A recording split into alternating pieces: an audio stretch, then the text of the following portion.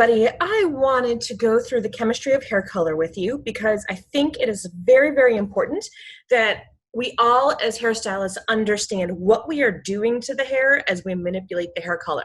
When we don't know what we're doing, we run into this issue where we start breaking hair because we don't fully understand what we're breaking inside of the hair. So that's what we're going to talk about today. Is a little bit about what is going on in that hair strand when we actually do hair color. Okay, so that's what we're going to do today. So our learning objectives for this little short session is going to be first, my computer's moving super slow, the different types of hair color. They all behave a little bit differently, so it's pretty important that you understand the different types. We are going to talk about the categories of hair color. Those are two different things.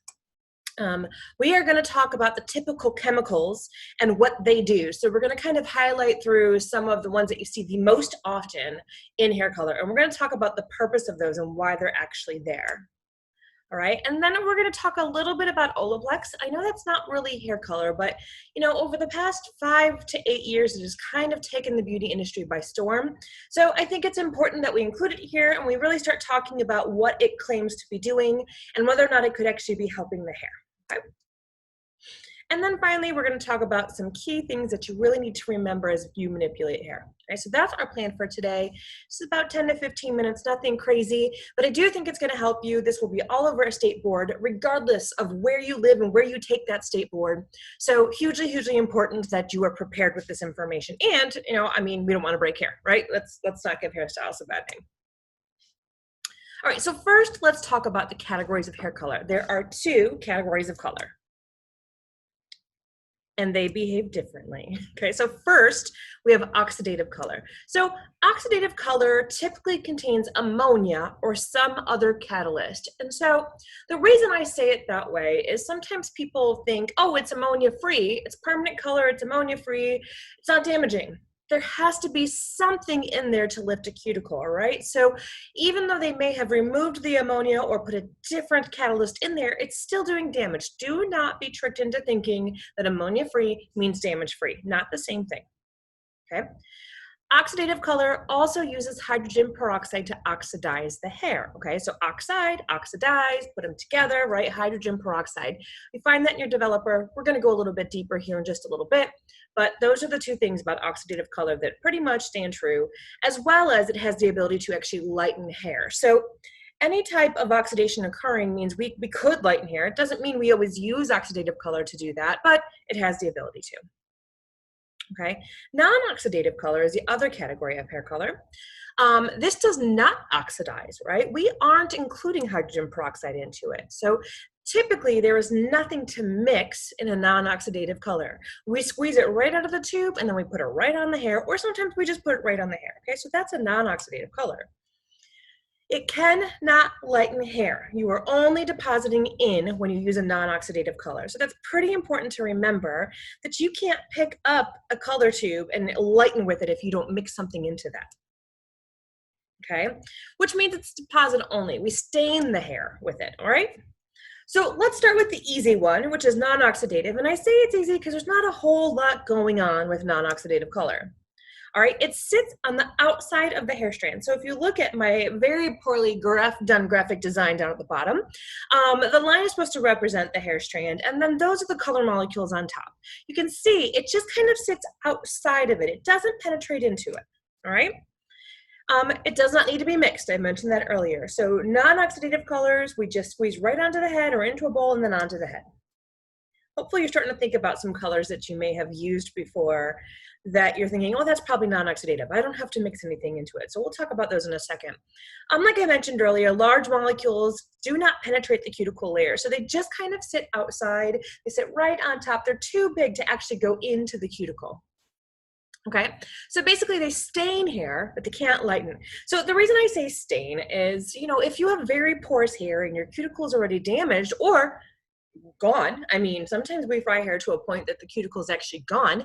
It could last a little bit longer than you intend it to. I know my hair for some time, it's pretty healthy right now, but I tend to bleach it a lot, even though I had blonde hair anyways. I was lightening it, lightening it, lightening it.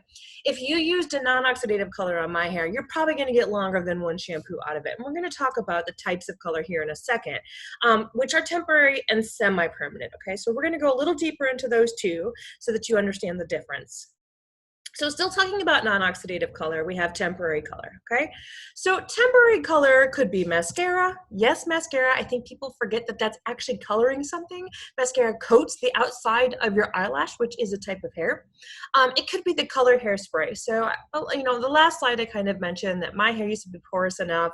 You could use a temporary color and I might get a couple days out of it. Well, yeah, so if Halloween time, I'll never forget this, spraying my hair lime green, and my hair was so fried that lime green, I had this ugly tint of green in my hair for days. It was terrible, okay? So keep that in mind. You don't really want that, okay? It could be a rinse. So this is something we kind of did. I know when I went to beauty school, which was almost 20 years ago, we were doing rinses, and it was something that was like a very liquidy color that we would put on at the shampoo bowl, and then we would do a roller set on a woman. And then it would kind of blend the grays in. It didn't cover it, but it would kind of blend them in. So, you know, it's definitely something that you could still find. They still use them sometimes. They're kind of messy. We found other ways, but they still exist. So, and like I mentioned earlier, the temporary color just coats the cuticle layer, okay? So it could stay in the cuticle a little bit, but mostly it just coats the outside. That's why when you do like a Halloween hairspray, right, you feel it feels disgusting, right? You can usually feel that layer of color on the outside of the hair, and when you start combing it through, you almost see like flaking of the color off. So it's great for a temporary fix. It could be great for an event or a costume, or, you know, just to kind of give you a hint, like if I wanted to just put a couple pieces of purple for an event, I could probably use a temporary color of some sort and get that color in my head. Typically, temporary color lasts one shampoo. It's what it should be, unless it's stained because of porosity. All right, so then we go into the semi-permanent hair world. This would be your fantasy colors. So if you have used Pulp Riot or Pravana or City Beats, right, is the Redken one, I think. I think I even typed it in here at some point. Manic Panic, you know, back in middle school days, I was using Manic Panic. These are semi-permanent colors. What we see in that bowl is exactly what it's going to look like on the head as long as you've lightened it enough. We don't have to mix anything for the magic to happen. Most of these colors, and I'm just throwing this in there so that you hear the term, most of these fantasy type colors have something called direct dyes in them. And what that is it's a dye molecule that, like I said, looks exactly like what it's going to be. So if you have Pulp Riot and you were putting a violet of some sort on there, when you look in your bowl, you see violet. You don't have to mix anything to make it turn into, you know, to oxidize in some way. A semi-permanent color should last 6 to 8 shampoos. Porosity is going to make a big difference on that. If you have super porous hair, it's going to last longer. And then there's some colors that are just really terrible to get rid of. And then some of these fantasy colors, guys, they have different dye molecules that have made them last a little bit longer. Sometimes they use textile dye molecules. It's not that that's bad for your hair. It's just that it's not what our hair naturally produces. So sometimes that lasts a little bit longer too. So 6 to 8 shampoos. We can make it last a little bit longer through, you know, staying out of the sun and just really taking good care of it using good products. But semi-permanent color, these fantasy colors are not going to be forever. I put fantasy color here. You should know there are plenty of semi-permanent colors that are not fantasy colors. Sometimes people use them as toners or just a quick, you know, I want to deepen their color, add some shine. A semi-permanent color is a really great option for you. Okay, so let's get into the harder one, which is oxidative color. Okay. Oxidative color will lighten and deposit in one step, right? Just one step, that's all it takes. You know, permanent color, you can apply it and it's going to lighten it and then it's going to deposit it, all right? So you don't have to like pre-lighten and then deposit color in with oxidative color. Longer lasting, we are actually manipulating the inside of the hair. So we're actually getting into the cortex. We're doing a little bit more and we're gonna actually change some of the internal structure of the hair.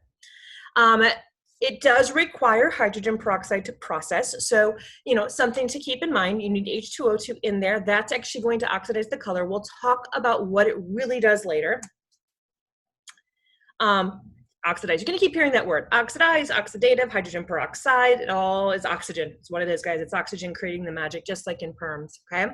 And in oxidative colors, the types you have are permanent and demi-permanent.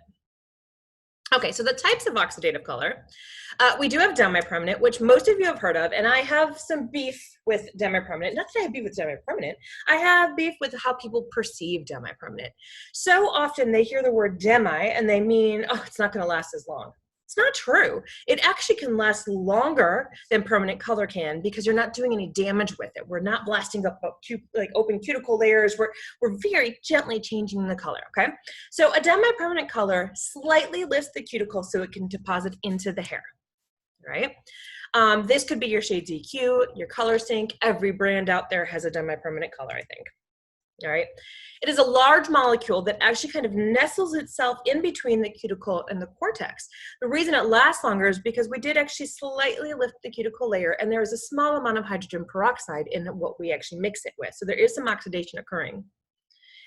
Should last 6 to 8 weeks, gently fades out. So what that means is if you put it on your natural color, say you are a level 6 and you decide you just want to go a shade darker with some warmth, so you put like a 5 red brown on it or something like that. As it fades, it's just going to fade back into your natural level 6. It's not going to fade into some crazy orange color. That's not the case if you've pre-lightened it first, guys. So remember that, like whatever the base is going to affect the overall color, right? When we formulate hair color, it's always the artificial color plus the natural color, and what we're looking at is going to basically affect how the end color is going to turn out, okay? So remember that. So 6 to 8 weeks, it's going to gently fade out. Again, we have a lot of control over how long that's going to last and how we take care of our hair. If the hair is super porous, maybe you're only going to get 4 weeks out of it. Something to know about demi-permanent color is it technically could lift, you could lighten with demi-permanent color. It's just going to be very unpredictable. So what I mean by that is if you've got somebody that has very fine porous hair and you are just trying to maybe go up 1 level or half a level or just brighten it, demi-permanent color could work. It's just not reliable, but it does have all of the ingredients needed to actually lighten hair. So just remember that, okay? Let's move over to permanent. Everyone thinks permanent color lasts forever because it has the word permanent. That is not actually the case. So kind of remember that. Think about when you've used permanent color and how it fades, all right? So the cool thing about permanent color is it can lift and deposit in 1 step. Now, it can lift and deposit on virgin hair, all right? It cannot lift artificial color out of the hair. So remember that. Like, you can't slap on color fusion and think it's going to lift previously colored hair. That's just not how it works, but it will lift and deposit virgin hair for you. Also covers gray really well, all right? Permanent color requires some type of aniline derivative to hold the color in. We'll talk a little bit about that here in a bit. It's not truly permanent though. We just have permanently altered the structure of the hair, right? So this is what I was talking about at the beginning of this slide is demi-permanent versus permanent. And you will have stylists out there disagree. This is my opinion, okay?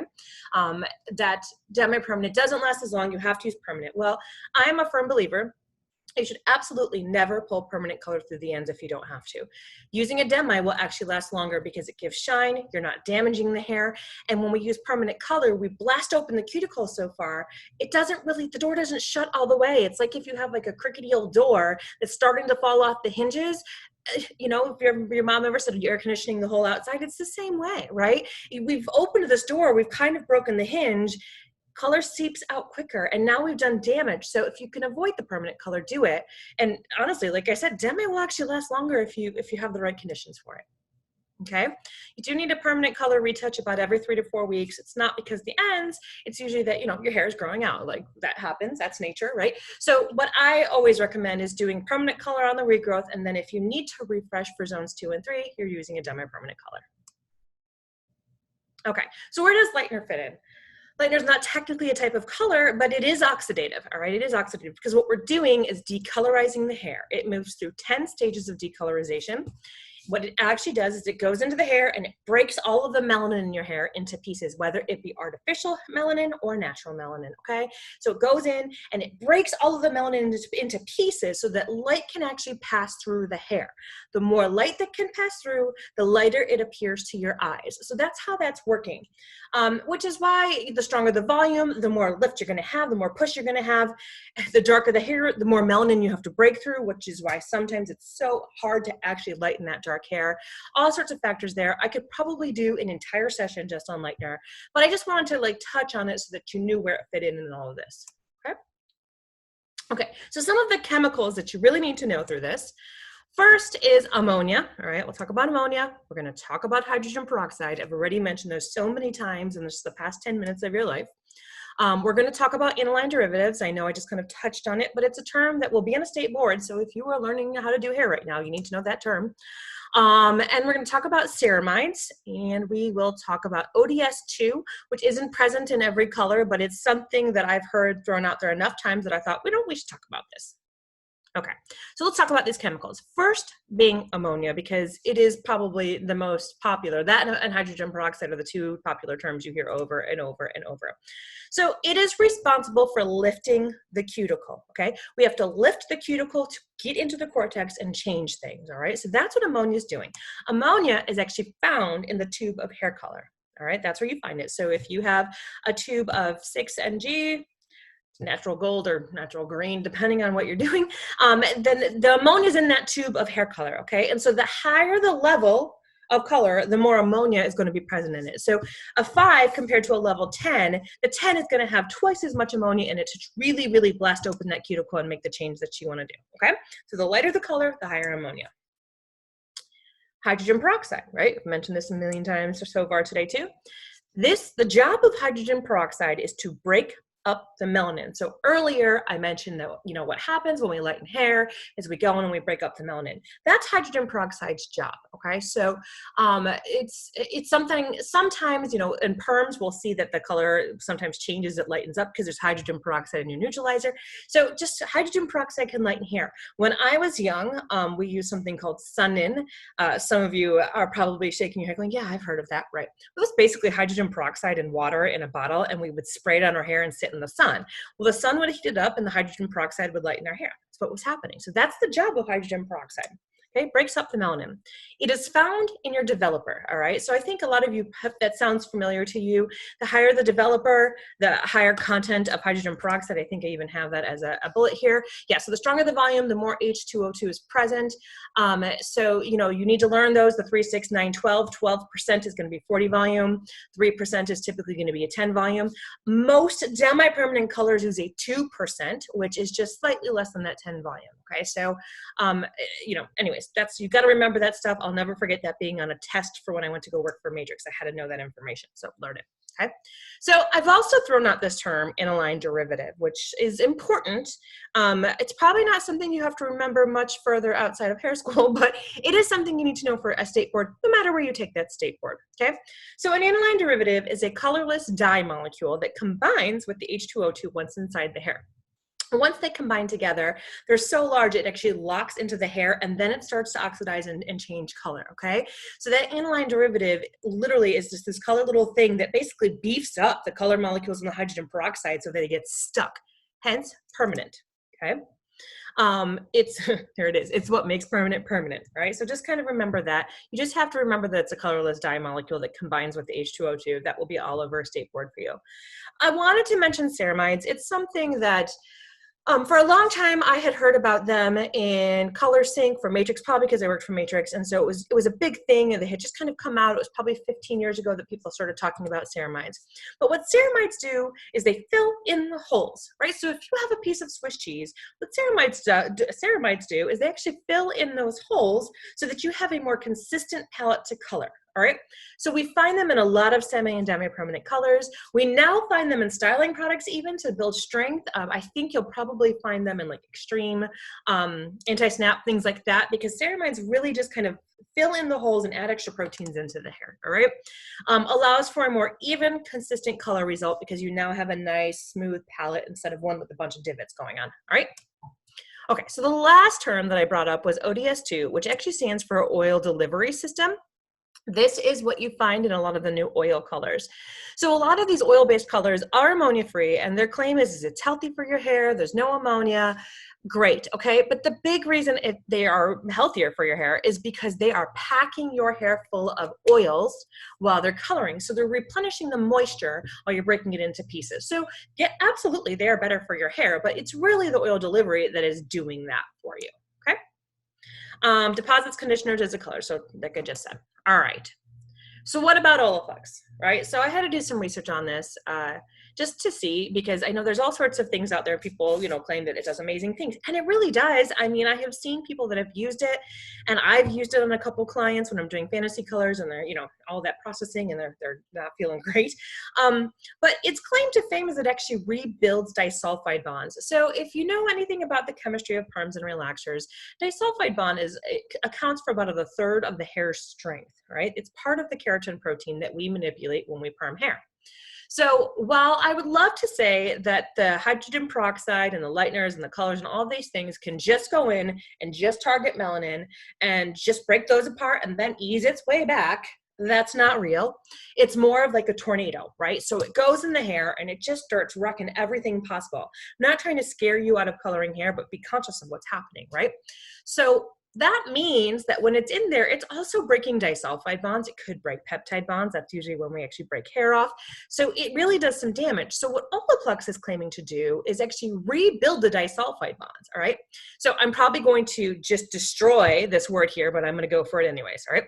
So what Olaplex introduces is, are you ready? Bisaminopropyl diglycol dimaleate. Who knows? It's probably wrong, but you can see the word, right? This serves as an artificial bridge between sulfur atoms. So a disulfide bond connects two amino acids that have sulfur atoms on them. So what this does is if that disulfide bond is either weakened or broken completely, it creates an artificial bridge, which is a new, stronger covalent bond, right? Is it really happening? I don't know. There hasn't been enough research to actually look into it and see if it's working.